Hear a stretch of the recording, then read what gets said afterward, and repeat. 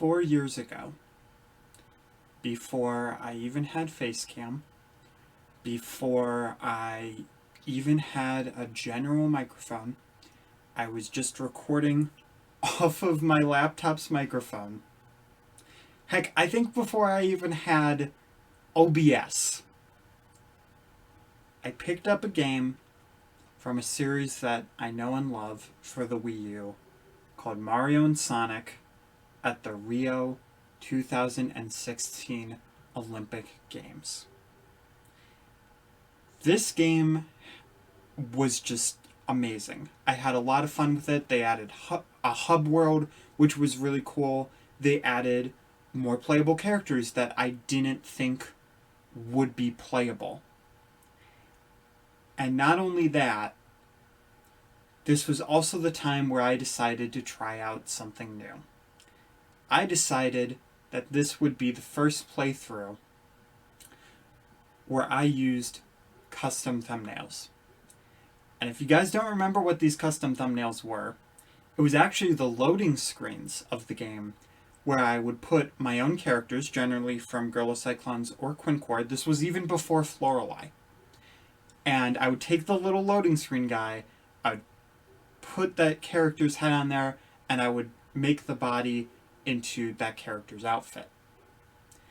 There was also one extra thing that I did, because I took my Master Spins Me, yes, at the time it was Master Spins, and I would put it on all the characters from the loading screen, or, well, one of the characters on the loading screen, and others reacting to it.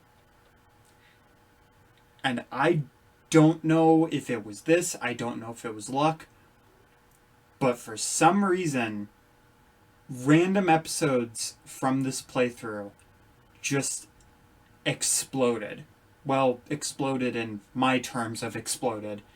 And people really, really enjoyed these. Even the ones that were hardly viewed still had a decent amount of views for a small channel like mine.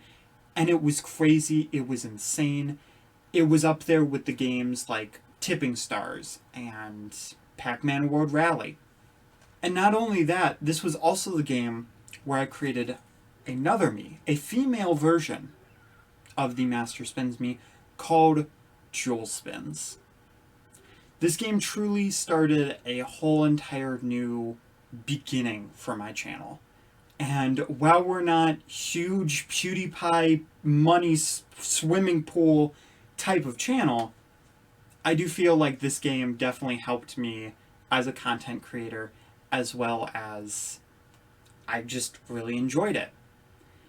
So that being said, I was super excited for the next entry. I was waiting and waiting and waiting, and then there was no winter entry. And while the summer game is generally better than the winter one, this game actually got me into watching the Olympics. Heck, I even watched the Winter Olympics during that year when it had happened, and nothing. And I continued to wait, and I was thinking, is this the end of the Olympic Games?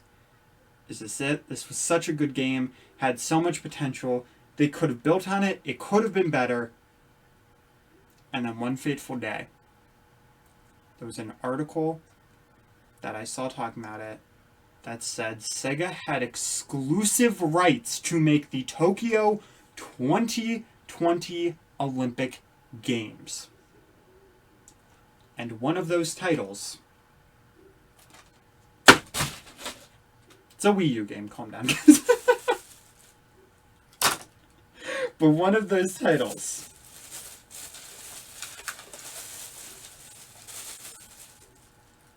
was Mario and Sonic at the Tokyo 2020 Olympic Games.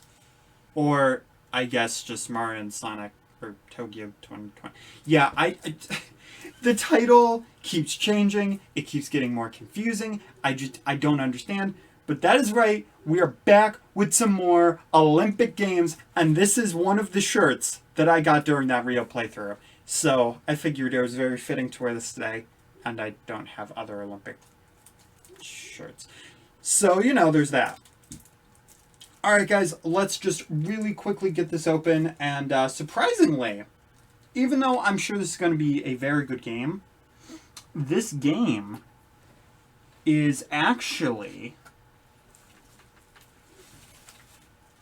It's actually a $60 game, which I thought was pretty crazy. Now, with all the good things that I can say and be excited for, and the fact that, yes, we are going to be doing a playthrough of this, because, I mean, it would be a shame if I didn't. It would kind of be a slap in the face to my older fans. So, I'm definitely going to be doing this. But as you guys know, there was a few things that I did have a problem in with the Rio Olympics, being the fact that, yes, we did have a hub world, but there was, okay, I was kind of expecting some cool picture inside, and that was actually very anticlimactic. Or like something. That, wow.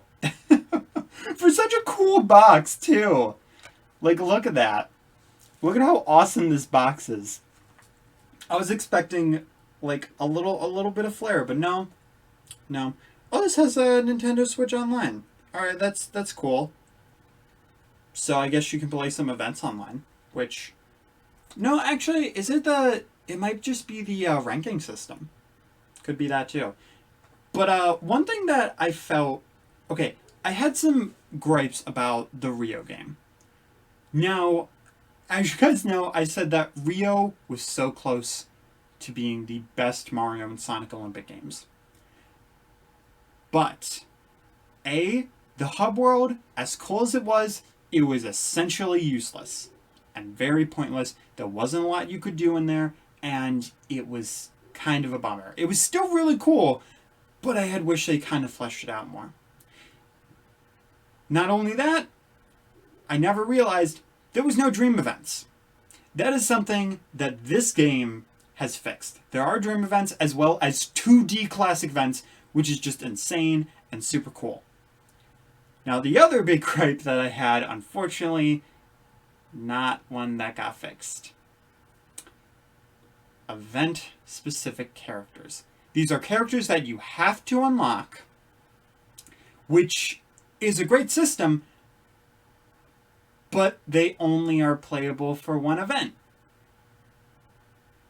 So, for instance, well, there were actually dream events in Rio. There were like, 3 or something stupid like that. But, for instance, the soccer, you could unlock Jet. Jet the Hawk. Super cool, right? You got this really long gameplay section where you can play as Jet. That's awesome. But you can only play him in soccer.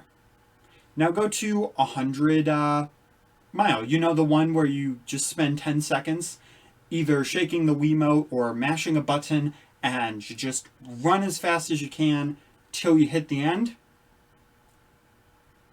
That had an unlockable character. That was Nabbit.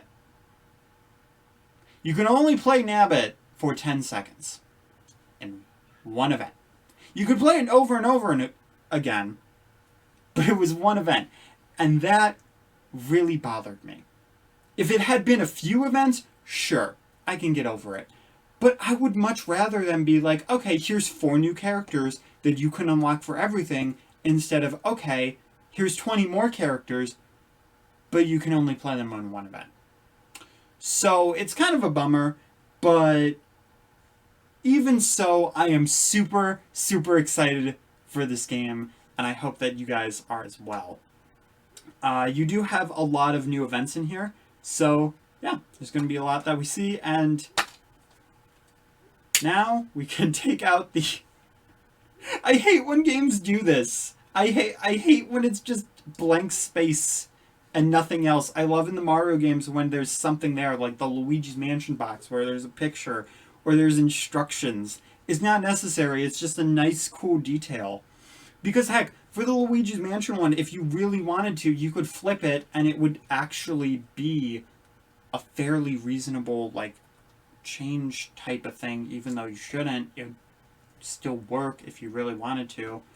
And then they always put this in there, but then they never add anything. Sorry, this is a rant that doesn't need to happen. But anyway, though, guys, I hope that you enjoyed this very short video. I know a lot of the unboxings that I do usually have something with it, like Amiibo or something. But either way, this is the start. This is the start pistol? I don't know sports. The Olympic torch has been set. There we go. It's been passed on. It's hit the giant torch. And we are about to start the huge, huge fire on my channel. Hope I see you guys there. Keep it as if.